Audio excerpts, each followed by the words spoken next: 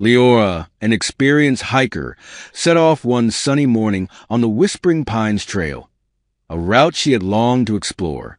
She recorded her journey in her journal, detailing every interaction and observation. As she ventured deeper, the trail grew more isolating, and she realized she had seen no one for hours. 2 years later, her journal with a heartbreaking message is found, shedding light on her chilling fate. Martin couldn't believe his eyes as he flipped through the journal and realized it belonged to Liora. He called out to his friend Zach. "Hey, remember that woman who went missing a few years ago? I think this was hers." It was a complete coincidence that he had found it. He had just tripped over the root of a tree and fallen headfirst into a bush beside the trail when he saw it. He remembered the huge investigation and how the entire country had searched for Liora after she disappeared during a hike. The police had thoroughly searched the area several times and even expanded their search, but there was no trace of her. They had only found one of her shoes and her jacket, but that was it. No one knew what had happened to her. Liora's family was devastated after she disappeared, especially when the police closed her case after a few months of investigating with no leads. But now, Martin seemed to have found a new piece of evidence that might change everything. He turned pale as he read the last page of the journal and told his friend, "We must go to the police right away." But what was written in the journal? What were the police going to do? And what had happened to Liora 2 years ago? The two men immediately walked back to the car, not wanting to waste a second.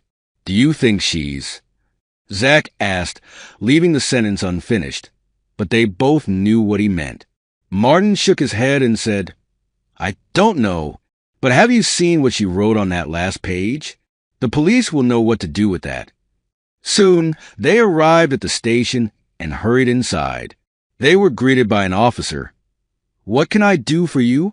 Martin took the lead and asked to speak with an officer who had been involved in Liora's case, but the officer gave him an angry look. "I don't think that's very funny, gentlemen. Have some respect."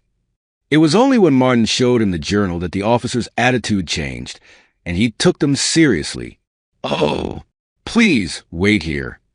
The officer disappeared, but returned moments later with another man by his side. "Hi, I'm Officer Harris. My colleague said you mentioned the Liora case." Martin nodded and showed the officer the journal. Harris took it in his hands, and his expression shifted from surprise to shock as he flipped through the pages. "It's unbelievable," he exclaimed. "Where did you find this?" he asked, wanting to know more. Martin explained everything, and the officer thanked him for bringing it directly to the police. "We've received many prank calls in the last 2 years, but this is different, and it might change everything. Ramirez, let's put together a team right away." He called out to his colleague, who sprang into action.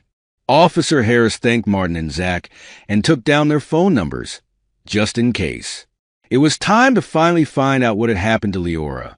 As Martin and Zach left the station, and Officer Ramirez was setting up a team to reopen the investigation, Officer Harris sat down at his desk with the journal. He skimmed through the first half. They appeared to be entries from Liora's previous hikes, containing nothing useful. But her last few entries, those caught Harris's attention, and he held his breath as he read them. The last few pages Liora wrote were all from her final hike, offering more information than anyone had ever had about her last day before she went missing. These pages mentioned that she felt like someone was watching her. "Something just doesn't feel right. I'm scared. I think I should turn back early and head home," she had written, explaining that she wasn't going to finish her hike as planned. Officer Harris's eyes widened as he realized that if this was true, someone might have hurt Liora. When they had stopped the search for her, it was assumed she had gotten lost or fallen somewhere, leading to her unfortunate end. The investigation got in high gear with the finding of Liora's journal. Officer Harris and his team had congregated in the precinct's conference room. The journal lay across in front of them. "This changes everything," began Harris, pointing to the entries where Liora feared someone was following her. A buzz went around the room as the team worked out a new plan of attack. "We are facing a possible abduction," he said. We will recheck every detail. The rejuvenated search effort honed in on Whispering Pines Trail. Officer Ramirez reminded his team of how critical this was, breaking them into smaller groups. Out came the maps, where areas were circled for a second look. Check everything, no matter how small, he instructed. As the team went deeper into the woods, drones scanned the canopy while officers combed the underbrush, each step motivated by hopes of uncovering clues. The effort soon bore fruit. A hair tie, half submerged under leaves, was bagged as evidence. Then more. Scraps of fabric, a water bottle, even a torn page from Liora's journal. Each was carefully cataloged and analyzed in a makeshift forensic lab erected nearby. The torn page was big. It described a man she had seen on the trail, someone who had made her uneasy. He followed me, she had written. This was a break that made the team expand their inquiry. Flyers with Liora's photo and a vague description of the man were distributed across town and to frequent trail visitors. The officers canvassed the community, going door to door, questioning shopkeepers and interviewing hikers. "Have you seen this man?" they asked, presenting the journal's description. After days of trying, one old woman came forward with information. She spoke about a loner named Elias who lived deep in the woods. "He keeps to himself," she said. Harris and his team clung to that lead, hoping to learn more about this mystic character. Elias was known to have eccentric habits and to live in isolation. Digging into Elias's background revealed a record of minor offenses, trespassing and petty theft, but nothing violent. Still, his secluded existence raised questions. Harris decided it was time to approach Elias directly. "We'll be cautious," he instructed. The officers prepared for the trek into the dense forest, determined to uncover the truth. The forest was forbidding as Harris, Ramirez, and their team made their way deeper, radios crackling fitfully. They stuck close, fighting their way through thick underbrush until they came to Elias's ramshackle cabin.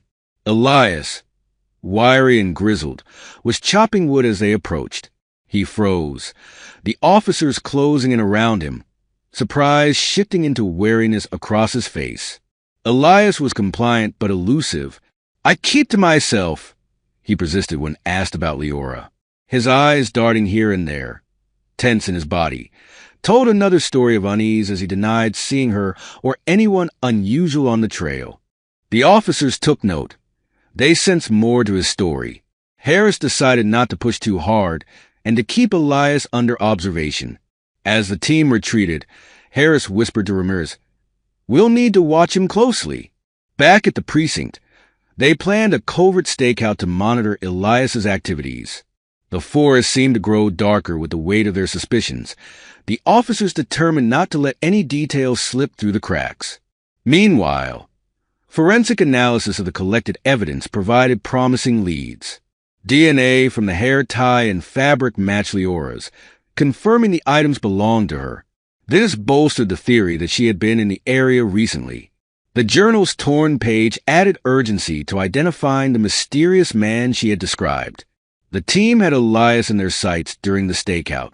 He hardly ever leaves his cabin except to chop wood or go to the market, which was near. He did normal things, but the police noticed the furtive glances and quick movements he made. They knew he was hiding something. Later that night, Elias, carrying a lantern, walked out towards an invisible path further in from the forest. The police kept on following at arm's length, with radio transmissions muted. Elias stopped in an open area where he started digging furiously. Harris gave the sign and arrest was effected. Confronted, Elias froze, his shovel mid-air. "What's this about?" he stammered. The officers then unearthed a small box buried in the dirt, its contents chilling. A piece of fabric matching Liora's clothes and a notebook filled with cryptic sketches and notes.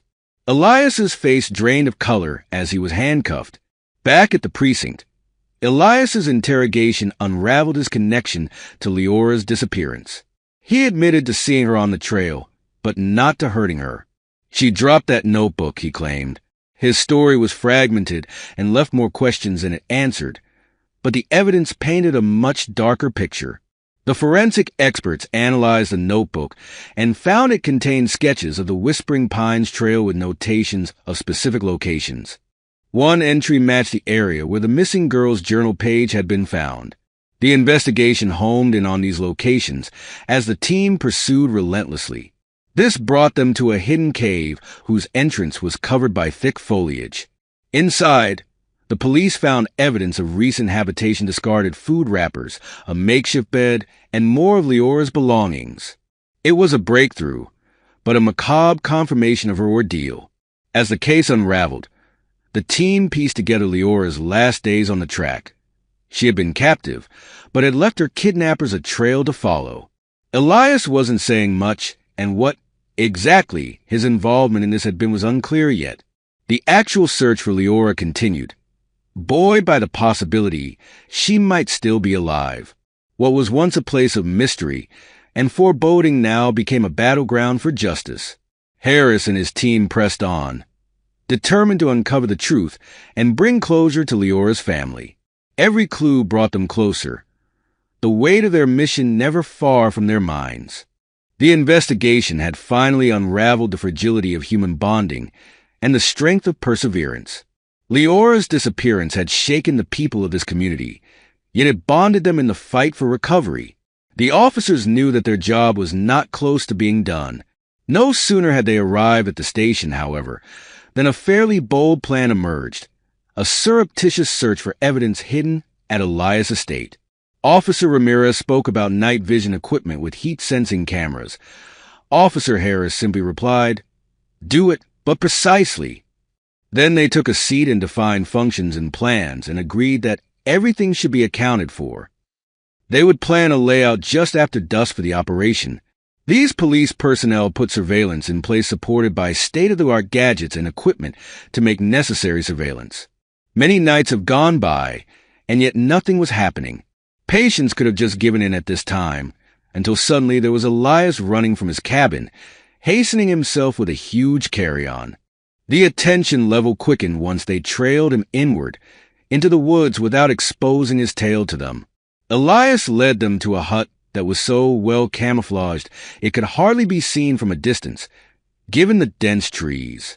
The team stayed back, observing how well the structure had been concealed and the furtive behavior of Elias. Officer Harris opted to proceed with caution and advised his team on the need for stealth. They approached quietly, ready to uncover what Elias was hiding. Inside the shack, the officers found disturbing clues. Maps of Whispering Pines Trail lined the walls, heavily marked with red circles and notes. Scattered personal items, a tattered scarf, and a broken necklace that belonged to Liora suggested she had been there. The findings sealed their determination as they documented everything with care.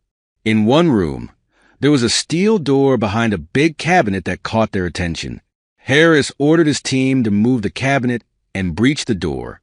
The sound of the battering ram echoed as they worked, the atmosphere tense. When the door finally gave way, it showed a dark, narrow passage to a small room. Beyond that, the room was ghastly to behold, with makeshift restraints and chains hanging from the walls, the air thick with damp and mustiness. Fresh signs of used footprints and discarded food told them someone had been held here recently.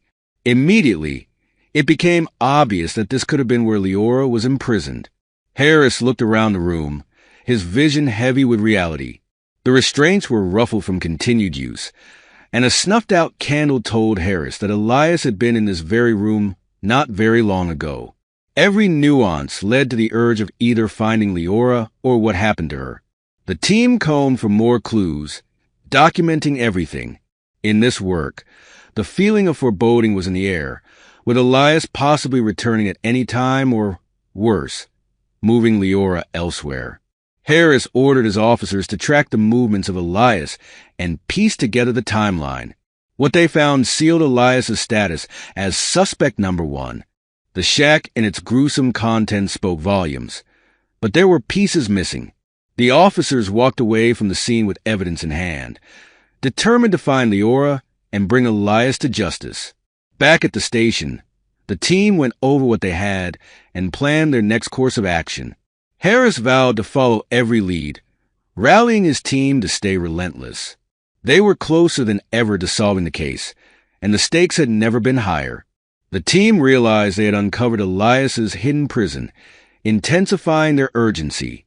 Harris radioed in, "We need to sweep the entire property. Check for any exit points or hidden passages." The officers moved swiftly, every corner of the shack becoming a potential clue. "He might have a plan," Ramirez suggested, indicating Elias's meticulous nature. The shack's revelations drove the team harder. They couldn't let Elias slip through their fingers. They were now closer than ever to solving the mystery. They searched the shack even more thoroughly, looking for any indication of where Elias might have taken Liora if she was still alive. Every drawer, every hidden compartment was scrutinized. "He's left something behind, he has to," an officer muttered. The tension was palpable as the team meticulously combed through the shack. The found objects were systematically bagged and tagged for evidence. Clues surfaced slowly. A torn fabric here, a scratch mark there, piecing together a harrowing narrative. Communications were sent back to the base, instructing additional reinforcement and medical teams to move in. "We need backup and fast," Harris commanded through his radio. The gravity of the situation demanded more hands and specialized professionals. The officers on site continued their search, but the added support provided a surge of morale. As the message was relayed, wheels were set into motion to deliver the necessary aid. They knew they were onto something monumental, and more help was crucial. Knowing they were close, the team prepared for a potential confrontation with Elias. Harris gathered his officers. "We need to be ready for anything. Elias could be dangerous." Tactical strategies were revised, and each team member's role was confirmed. Weapons were checked, communication lines were tested, and everyone geared up. The forest stillness was a stark contrast to their internal adrenaline rush. They braced themselves for what could be the most critical confrontation of their careers, ready to rescue Liora. As dawn broke, Officer Harris received a call. One of the search teams had found a narrow, concealed path leading away from Elias's shack. "We've got a lead," the officer on the line exclaimed. Harris felt a surge of hope. "Mark the coordinates," he instructed, urgency laced in his voice. The team quickly mobilized, their determination fueling the next crucial steps. Every second felt vital, propelling them into action towards what could be a significant breakthrough in locating Liora. They followed the path and soon discovered another hidden structure deep within the woods. The officers exchanged glances, their breaths visible in the cold morning air. "This has to be it," whispered Ramirez. The structure was faintly illuminated by the rising sun, casting eerie shadows. It was camouflage, almost blending into the dense forest backdrop. They approached cautiously, firearms at the ready, knowing this could lead to the resolution of a long and painful mystery. Breaking through the door, they found Liora, weak but alive, chained to a wall. Her eyes widened with a mixture of fear and hope as the officers rushed in. "Liora, you're safe now," Harris reassured her, his voice cracking with emotion. She tried to speak but could barely whisper. The sight of her frail, emaciated form was heart-wrenching. They quickly worked to unchain her, every second feeling like an hour. Freedom was finally within her grasp. Tears and relief washed over the officers as they freed Liora and radioed for immediate medical assistance. "We need medical evac now." Harris's voice was urgent. Liora clung to Harris, her eyes reflecting the trauma and the faint glimmer of hope. The team moved with precision, wrapping her in a blanket and offering water. Her gratitude was evident in the weak smile she managed. They had finally found her, but the fight to bring her back to health was just beginning. Elias was apprehended attempting to escape through the dense forest. Officers tackled him to the ground, restraining him with handcuffs. "You're not going anywhere," an officer hissed. Elias's wild eyes showed no remorse, only desperation. Back at the shack, Harris received the news via radio. "We've got him," the officer confirmed. Relief and anger simmered together. They had the man responsible, but the sheer brutality of his actions made justice feel somewhat elusive. The revelation was devastating. Liora had been taken by this madman and held captive for 2 years. The officers exchanged sorrowful glances, understanding the gravity of her ordeal. 2 years, whispered Ramirez, the words heavy with dread.